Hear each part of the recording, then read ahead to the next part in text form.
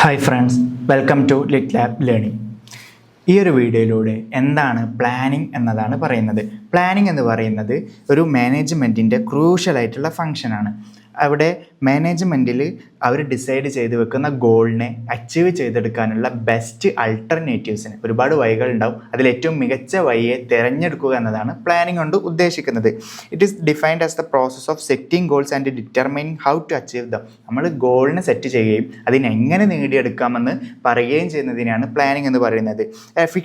Effective planning is essential for reaching objectives. ഏറ്റവും മികച്ച ഒരു പ്ലാനിംഗ് ഉണ്ടെങ്കിൽ നമ്മുടെ ഒബ്ജക്റ്റീവ്സ് അല്ലെങ്കിൽ നമ്മുടെ ഗോളിനെ അച്ചീവ് ചെയ്തെടുക്കാൻ പറ്റുമെന്നാണ് പറയുന്നത്. അതായത് പ്ലാനിംഗ് എന്ന് പറയുന്നത് ഒബ്ജക്റ്റീവും സെറ്റിംഗ് ഒബ്ജക്റ്റീവും അതുപോലെ തന്നെ ഡിസൈൻ സ്ട്രാറ്റജീസ്, നല്ല സ്ട്രാറ്റജി ഡെവലപ്പ് ചെയ്തെടുക്കുക, അതുപോലെ തന്നെ ഒബ്ജക്റ്റീവ് സെറ്റ് ചെയ്തെടുക്കുക, outline procedures four executing planning activities. അതായത് മികച്ച ആൾട്ടർനേറ്റീവ്സ് ഒക്കെ സെലക്ട് ചെയ്തിട്ട് ഒരു ഔട്ട്ലൈൻ ഉണ്ടാക്കിയെടുക്കുക, ഒരു പ്രൊസീജിയർ ഉണ്ടാക്കിയെടുക്കുക. എന്തിനു വേണ്ടിയിട്ട്? ഒബ്ജക്റ്റീവ് ഡെവലപ്പ് ചെയ്തെടുക്കുക, അല്ലെങ്കിൽ ഒബ്ജക്റ്റീവ് അറ്റൈൻ ചെയ്തെടുക്കുക, അല്ലെങ്കിൽ അച്ചീവ് ചെയ്തെടുക്കാൻ വേണ്ടിയിട്ട് ഒരു പ്രോസസ്സിനെ പറയുന്ന പേരാണ് പ്ലാനിംഗ് എന്ന് പറയുന്നത്.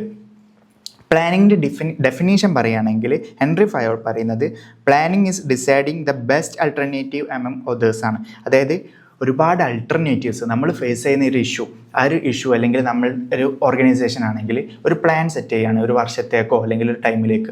അതിൽ ഒരുപാട് സാഹചര്യങ്ങളുണ്ടാവും, ഒരുപാട് വഴി ഉണ്ടാവും നമ്മൾ ആ ഒരു പ്രശ്നത്തിനെ അല്ലെങ്കിൽ ആ ഒരു പ്രശ്നത്തെ ഇല്ലാതാക്കാൻ വേണ്ടിയിട്ട്, അല്ലെങ്കിൽ ഒരു പ്ലാനിങ് ഇതാക്കുകയാണെങ്കിൽ ആ ഒരു പ്ലാനിങ്ങിൽ ഏറ്റവും മികച്ച വഴി തിരഞ്ഞെടുക്കുക അല്ലെങ്കിൽ മികച്ച അൾട്ടർനേറ്റീവിനെ തിരഞ്ഞെടുക്കുക എന്നതാണ് പ്ലാനിങ് എന്നതുകൊണ്ട് ഉദ്ദേശിക്കുന്നത്.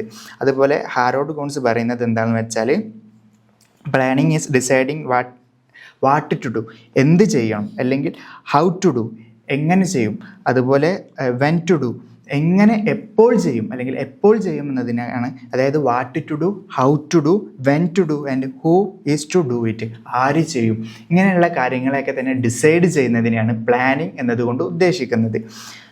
ആൻഡ് ഫീച്ചേഴ്സ് ഓഫ് പ്ലാനിങ്ങിൻ്റെ ഫീച്ചേഴ്സ് നോക്കുകയാണെങ്കിൽ it is looking for into future. അതായത് ഭാവിയെ കാണുക, അല്ലെങ്കിൽ ഭാവി നാളെ എന്ത് സംഭവിക്കും അല്ലെങ്കിൽ ഒരു വർഷം കഴിഞ്ഞിട്ട് എന്ത് സംഭവിക്കും എന്നതിനെ നമ്മൾ ആദ്യം കണ്ടെത്തി അല്ലെങ്കിൽ ഒരു ഏകദേശം ഒരു ഊഹത്തെ ആണ് പ്ലാനിങ് എന്നതുകൊണ്ട് ഉദ്ദേശിക്കുന്നത്. ഇറ്റ് ഈസ് എ കണ്ടിന്യൂസ് പ്രോസസ്സാണ്. ഇത് കണ്ടിന്യൂസ് പ്രോസസ്സ് എന്ന് പറയാൻ കാരണം നമ്മളൊരു ഗോൾ സെറ്റ് ചെയ്തിട്ട് ആ ഒരു ഗോളിനെ നമ്മൾ പ്ലാൻ സെറ്റ് ചെയ്തിട്ട് അതിനെ അറ്റൈൻ ചെയ്തെടുക്കുന്നവരെ നമ്മൾ കണ്ടിന്യൂ അത് തുടർന്നുകൊണ്ടിരിക്കണം. നമ്മൾ പോകുന്ന വഴി കറക്റ്റാണോ, നമ്മുടെ പ്ലാനിങ് ഒക്കെ കറക്റ്റാണോ, അങ്ങനെ കാര്യങ്ങളൊക്കെ നോക്കിയിട്ട് അത് ഗോൾ അറ്റൈൻമെൻറ്റ് ചെയ്ത് കഴിഞ്ഞിട്ട് അല്ലെങ്കിൽ അച്ചീവ് ചെയ്ത് കഴിഞ്ഞാലും അടുത്ത ഗോൾ സെറ്റ് ചെയ്തിട്ട് അതിനുവേണ്ടി പ്ലാനിങ് രണ്ടാമത് കണ്ടിന്യൂ ആയിട്ട് മുമ്പോട്ട് പോകണം എന്നതാണ് കണ്ടിന്യൂസ് പ്രോസസ്സ് കൊണ്ട് ഉദ്ദേശിക്കുന്നത്. It is integrating various activities of N organisation. ഒരു ഓർഗനൈസേഷൻ്റെ ഡിഫറെൻറ്റ് ഡിപ്പാർട്ട്മെൻറ്റുകൾ തമ്മിലൊരു കോർഡിനേഷൻ ഉണ്ടാക്കിയെടുക്കണം. നല്ലൊരു പ്ലാൻ ഉണ്ടെങ്കിൽ ഒരു ഓർഗനൈസേഷനിൽ അതായത് പ്രൊഡക്ഷൻ യൂണിറ്റ് ഉണ്ടാവും, സെയിൽസ് യൂണിറ്റ് ഉണ്ടാവും, മറ്റ് പല യൂണിറ്റുകളുണ്ടാവും, അല്ലെങ്കിൽ ഒരു ഓർഗനൈസേഷൻ അല്ലെങ്കിൽ മറ്റെന്ത് സംഭവം തന്നെ ആകട്ടെ, അവിടെയൊക്കെ തന്നെ പല ഡിപ്പാർട്ട്മെൻറ്റുകൾ തമ്മിലൊരു കോർഡിനേഷൻ ആ ഒരു പ്ലാനിങ്ങിൻ്റെ ആവശ്യമാണ്. And it's an the specific period.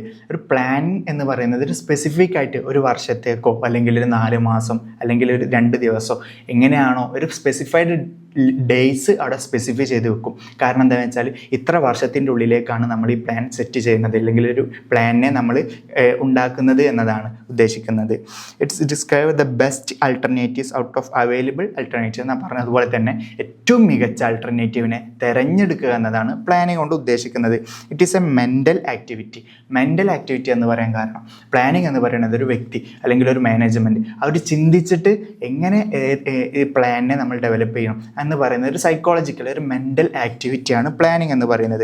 It's required all level of മാനേജ്മെൻറ്റിൻ്റെ എല്ലാ ലെവലും, ടോപ്പോ മിഡിൽ ലെവലോ ബോട്ടം ലെവലോ എല്ലാ ലെവലിലും പ്ലാനിങ് എന്ന് പറയുന്നത് പ്രോപ്പറായിട്ട് വേണം. അതാണ് പറയുന്നത് മാനേജ്മെൻറ്റിൻ്റെ ഒരു ക്രൂഷ്യലായിട്ടുള്ള ഫങ്ഷനാണ് പ്ലാനിങ് എന്നത്. അതുപോലെ തന്നെ പ്ലാനിങ്ങിൻ്റെ ഒബ്ജക്റ്റീവ്സ് ചോദിക്കാറുണ്ട്. പ്ലാനിങ്ങിൻ്റെ ഒബ്ജക്റ്റീവ്സ് എന്നുകൊണ്ട് ഉദ്ദേശിക്കുന്നത് റെഡ്യൂസ് അൺസർട്ടനിറ്റി. അതായത് അപ്രതീക്ഷിതമായിട്ട് സംഭവിക്കാവുന്ന പ്രശ്നങ്ങളെയൊക്കെ തന്നെ കുറയ്ക്കാൻ പറ്റും. നല്ല വെൽ ഡെവലപ്ഡ് ആയിട്ടുള്ളൊരു എഫിഷ്യൻ്റ് ആയിട്ടുള്ള പ്ലാൻ ഉണ്ടെങ്കിൽ ഭാവിയിൽ നമ്മുടെ ഒരു ഓർഗനൈസേഷന് മുമ്പോട്ട് പോകുമ്പോൾ എന്തൊക്കെ പ്രോബ്ലംസ് ഫേസ് ചെയ്യും, ഈ പ്രോബ്ലംസിനൊക്കെ തന്നെ അല്ലെങ്കിൽ ഈ ഒരു അൺസർട്ടനിറ്റിനെ ഒക്കെ തന്നെ നമുക്ക് ആദ്യം തന്നെ കണ്ടെത്തിയിട്ട് മാക്സിമം അത് ഇല്ലാതിരിക്കാൻ വേണ്ടിയിട്ടുള്ള നീക്കങ്ങൾ നമുക്ക് മുമ്പോട്ട് എടുക്കാൻ പറ്റും. അതുകൊണ്ട് തന്നെ ഈ ഒരു അൺസർട്ടനിറ്റി റെഡ്യൂസ് ചെയ്യാൻ പറ്റും. അതുപോലെ തന്നെ corporation and coordination in organisation. അതായത് എല്ലാ ഡിപ്പാർട്ട്മെൻറ്റ് തലങ്ങളിലും ഉള്ള ഒരു ഓർഗനൈസേഷൻ്റെ പല ഡിപ്പാർട്ട്മെൻറ്റുകൾ തമ്മിലൊരു കോർഡിനേഷൻ, ഒരു കോർപ്പറേഷൻ ഉണ്ടാക്കിയെടുക്കാൻ പ്ലാനിങ്ങുമായി നിർബന്ധമാണ്, അല്ലെങ്കിൽ പ്ലാനിങ് ആവശ്യമാണ്. ബ്രിങ് എക്കോണമി ഇൻ ഓപ്പറേഷൻസ്, അതായത് നല്ല വെൽ ഡെവലപ്ഡ് ആയിട്ടുള്ള ഒരു പ്ലാനിങ് ഉണ്ടെങ്കിൽ നമുക്ക് നമ്മുടെ ചിലവുകൾ കുറയ്ക്കാൻ പറ്റും. എക്കോണമി എന്നത് ഉദ്ദേശിക്കുന്ന അതാണ്, അതായത് നമ്മുടെ കോസ്റ്റ് കുറയ്ക്കാൻ പറ്റും. അതുപോലെ തന്നെ ആൻറ്റിസിപ്പേറ്റഡ് ഇൻ അൺപ്രിഡിക്റ്റബിൾ കണ്ടീജൻസീസ്, പറഞ്ഞ പോലെ തന്നെ അൺപ്രിഡിക്റ്റബിൾ ആയിട്ടുള്ള ഈ ഒരു ആൻറ്റിസിപ്പേറ്റ് ചെയ്യാണ്, ആൻറ്റിസിപ്പേറ്റ് ചെയ്യണം. നമുക്ക് ഒരിക്കലും ഉറപ്പ് വരുത്താൻ പറ്റില്ല ഇത് നടക്കുമെന്ന്, അല്ലെങ്കിൽ ഇങ്ങനത്തെ ഒരു ഇഷ്യൂ ഭാവിയിൽ ഉണ്ടാകുമെന്ന്. എന്നാൽ കൂടി നമ്മൾ അതിനെ മുമ്പോട്ട് കൊണ്ടുപോവുകയാണെങ്കിൽ ഒരു പ്ലാനിങ് വഴി നമ്മൾ അതിനെ കണ്ടുകൊണ്ട് വേണം നമ്മൾ പ്ലാൻ സെറ്റ് ചെയ്യാൻ. ആൻഡ് പ്രീ ഡിറ്റർമൈൻഡ് ഗോൾ, നമ്മൾ പ്ലാൻ സെറ്റ് ചെയ്യുന്നതിന് മുമ്പ് തന്നെ ഒരു ഗോള് നമുക്കുണ്ടായിരിക്കണം. നമ്മൾ ഉദാഹരണത്തിന് ഒരു വർഷം കൊണ്ട് നമുക്ക് സെയിൽസ് 1000 യൂണിറ്റ് ആക്കിയിട്ട് വർദ്ധിപ്പിക്കണം എന്നുള്ളൊരു ഗോളാണെങ്കിൽ ആ ഒരു 1000 യൂണിറ്റ് വർദ്ധിപ്പിക്കാനുള്ള പ്ലാൻ ആയിരിക്കും നമ്മൾ ഡെവലപ്പ് ചെയ്തെടുക്കുക. അതുപോലെ തന്നെ റിഡ്യൂസ് കോമ്പറ്റീഷൻസ്, നല്ല വെൽ ഡെവലപ്ഡ് ആയിട്ടുള്ള ഒരു പ്ലാനിങ് ഉണ്ട് എങ്കിൽ നമുക്ക് കോമ്പറ്റീഷൻ കുറയ്ക്കാൻ പറ്റും. നമ്മളുടെ എഫിഷ്യൻസി വർദ്ധിപ്പിച്ചുകൊണ്ട്, അല്ലെങ്കിൽ നമുക്ക് വെൽ ഡെവലപ്ഡ് ആയിട്ടുള്ളൊരു പ്ലാൻ ഉണ്ടെങ്കിൽ നമ്മുടെ എഫിഷ്യൻസി വർദ്ധിപ്പിച്ചുകൊണ്ട് കോമ്പറ്റീറ്റേഴ്സിനെ നമുക്ക് കോമ്പീറ്റ് ചെയ്തിട്ട് നമുക്ക് ആ ഒരു മാർക്കറ്റിങ്ങിൽ കിങ്ങായി നിൽക്കാൻ പറ്റും എന്നാണ് പ്ലാനിങ്ങിൻ്റെ ഒബ്ജക്റ്റീവായിട്ട് പറയുന്നത്. പ്ലാനിങ്ങിൻ്റെ ലിമിറ്റേഷൻസ് പറയുകയാണെങ്കിൽ ടൈം കൺസ്യൂമിങ് ആണ്. പ്ലാനിങ് എന്ന് പറയുന്നത് ഒരുപാട് മാനേജേഴ്സിനൊക്കെ തന്നെ ഒരുപാട് ടൈം ഇരുന്നുകൊണ്ട് അവരുടെ ടൈമിനെ ഒരുപാട് കൺസ്യൂം ചെയ്യുന്ന ഒരു പ്രവർത്തനമാണ്. അതുപോലെ തന്നെ കോസ്റ്റ്ലി ആണ്. അതിന് വേണ്ടിയിട്ട് ഒരുപാട് ചിലവുകൾ ഉണ്ട്. പ്ലാനിങ് നമ്മൾ ഡെവലപ്പ് ചെയ്തെടുക്കുമ്പോൾ ഭാവിയിൽ എന്തൊക്കെ സംഭവിക്കും, എങ്ങനെയൊക്കെ ആയിരിക്കും കാര്യങ്ങളിനൊക്കെ കുറിച്ചിട്ടുള്ള പഠനം നടത്തുമ്പോൾ ഒരുപാട് കോസ്റ്റ്ലി ആണ്. ആൻഡ് ലാക്ക് ഓഫ് ഫ്ലെക്സിബിലിറ്റി, അതൊരു റിജിഡായിട്ടുള്ള സംഭവമാണ്. അതായത് നമുക്ക് പ്ലാനിങ് പെട്ടെന്ന് മാറ്റം വരുത്താനൊക്കെ കുറച്ച് ബുദ്ധിമുട്ടുള്ള കാര്യം. അത് പ്രീ ഡിറ്റർമൈൻഡ് ആയതുകൊണ്ട് തന്നെ അത് പെട്ടെന്ന് ഒരിക്കലും പെട്ടെന്ന് അങ്ങനെ നമുക്ക് മാറ്റങ്ങൾ അതിൽ ഉൾക്കൊള്ളിക്കാൻ പറ്റില്ല ഒരു പ്ലാൻ റൺ ചെയ്ത് കഴിഞ്ഞാൽ. അതുപോലെ തന്നെ അൺസർട്ടനിറ്റി ഇൻ ഫ്യൂച്ചറാണ്. നമുക്ക് പ്ലാൻ സെറ്റ് ചെയ്യുമ്പോൾ അതൊരിക്കലും ഉറപ്പ് പറയാൻ പറ്റില്ല. ഭാവിയിൽ ഇന്നത് നടക്കുമെന്ന് 100% ഉറപ്പ് പറയാൻ പറ്റില്ല. ഇതൊരു ഊഹാത്തിൻ്റെ പുറത്ത് ഒരു അൺസർട്ടനിറ്റിയാണ് അത് ഇൻ ഫ്യൂച്ചർ. ആൻഡ് ചേഞ്ചസിനെ റെസിസ്റ്റൻസ് ചെയ്യുക. അതായത് ഞാൻ പറഞ്ഞ പോലെ തന്നെ ഒരു റിജിഡായിട്ടുള്ള രീതിക്ക് നീങ്ങുകയാണെങ്കിൽ ഒരു കറക്റ്റ് വേയിൽ ഈ ഒരു പ്ലാനിങ് നടക്കുമ്പോൾ പെട്ടെന്ന് ചേഞ്ചസിനെ റെസിസ്റ്റ് ചെയ്യും, ചേഞ്ചിനെ അഡാപ്റ്റ് ചെയ്യാൻ പറ്റില്ല. അതുപോലെ തന്നെ ഫാൾസ് സെൻസ് ഓഫ് സെക്യൂരിറ്റി, ആ ഒരു പ്ലാൻ നമ്മൾ സെറ്റ് ചെയ്തെടുക്കുമ്പോൾ തന്നെ ആ ഒരു സെക്യൂരിറ്റിയിൽ സെൻസ് നമുക്ക് ഓക്കെ ഇങ്ങനെ ഭാവിയിൽ ഇങ്ങനെ നടക്കാം അല്ലെങ്കിൽ ഇങ്ങനെ ഇതാക്കാം എന്നുള്ളത് അവർക്കൊരു ഉറപ്പ് വരാൻ പറ്റില്ല. ആ ഒരു സെക്യൂരിറ്റി അവരുടേതായിട്ടുള്ള കാര്യങ്ങളൊക്കെ തന്നെ പ്രീ ഡിറ്റർമൈൻഡ് ചെയ്ത് വെക്കേണ്ടി വരും. സെക്യൂരിറ്റി ഇഷ്യൂസും അവിടെ ഫേസ് ചെയ്യേണ്ടി വരുന്നുണ്ട് എന്നതാണ് പറയുന്നത്. നെക്സ്റ്റ് ആണ് പ്ലാനിങ് പ്രിമൈസസ്. പ്ലാനിങ് പ്രിമൈസസ് എന്ന് പറയുന്നത് ഒരു അസംഷൻസ്, എന്തെങ്കിലും ഒരു കണ്ടീഷൻസാണ്. നമ്മൾ ഭാവിയിൽ ഇത്തരം ഇഷ്യൂസ് നേരിടാം, അല്ലെങ്കിൽ ഇത്തരം പ്രശ്നങ്ങൾ നേരിടാം, ഈ പ്രശ്നങ്ങൾ നേരിടാൻ ചാൻസ് ഉള്ള പ്രശ്നങ്ങളെ പറയുന്ന പേരാണ് പ്ലാനിങ് പ്രിമൈസസ് എന്നുകൊണ്ട് ഉദ്ദേശിക്കുന്നത്.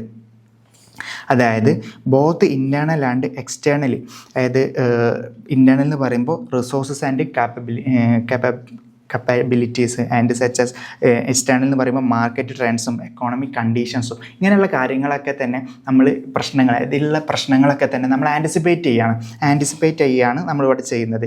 എന്തൊക്കെ ഭാവിയിൽ സംഭവിക്കാം, ഒരു മാർക്കറ്റിംഗ് ചെയ്യുകയാണെങ്കിൽ ഭാവിയിൽ ഇത്ര മാർക്കറ്റിൽ ഒരു ഇഷ്യൂ വരാൻ സാധ്യതയുണ്ട് എന്ന് നമ്മൾ ആദ്യം കണ്ടെത്തുക. ഈ സാധ്യത നമ്മൾ ആദ്യം കണ്ടെത്തി ഫോർകാസ്റ്റ് ചെയ്യുക എന്നതാണ് ഇനി പറയുന്നത്. Planning premises help anticipating challenges and opportunities. നമ്മൾ ഭാവിയിൽ നേരിടാവുന്ന പ്രശ്നങ്ങളും അതുപോലെ തന്നെ ഓപ്പർച്യൂണിറ്റീസും, നമ്മളൊരു മാർക്കറ്റ് സ്റ്റഡി നടത്തുകയാണെങ്കിൽ ഭാവിയിൽ ഇത്തരം പ്രശ്നങ്ങൾ ഉണ്ടാകാം, അതുപോലെ തന്നെ ഇത്തരം ഓപ്പർച്യൂണിറ്റീസും ഉണ്ടാകാമെന്ന് കണ്ടെത്തുന്നതിനെയാണ് പ്ലാനിങ് പ്രിമൈസസ് എന്നുകൊണ്ട് ഉദ്ദേശിക്കുന്നത്. ഇവിടെ planning, premising and method using making premises are called forecasting. ഈ ഒരു പ്ലാനിങ് പ്രിമൈസസിനെ വിളിക്കുന്ന പേരാണ് ഫോർകാസ്റ്റിംഗ്. അല്ലെങ്കിൽ നമ്മൾ ഈ ഒരു ഇഷ്യൂ ഭാവിയിൽ നേരിടാവുന്ന ഈ ഇഷ്യൂവിനെ അതെന്ത് തന്നെ ആയിക്കോട്ടെ, അത് ഇൻറ്റേർണൽ ഫാക്ടേഴ്സോ എക്സ്റ്റേർണൽ ഫാക്ടറോ ആയിക്കോട്ടെ, ഇതിനെ പറയുന്ന പേരാണ് പ്ലാനിങ് പ്രിമൈസസ്. അപ്പോൾ ഈ ഒരു വീഡിയോയിലൂടെ ഇത്രയാണ് നമ്മൾ ചർച്ച ചെയ്തിട്ടുള്ളത്. Thank you.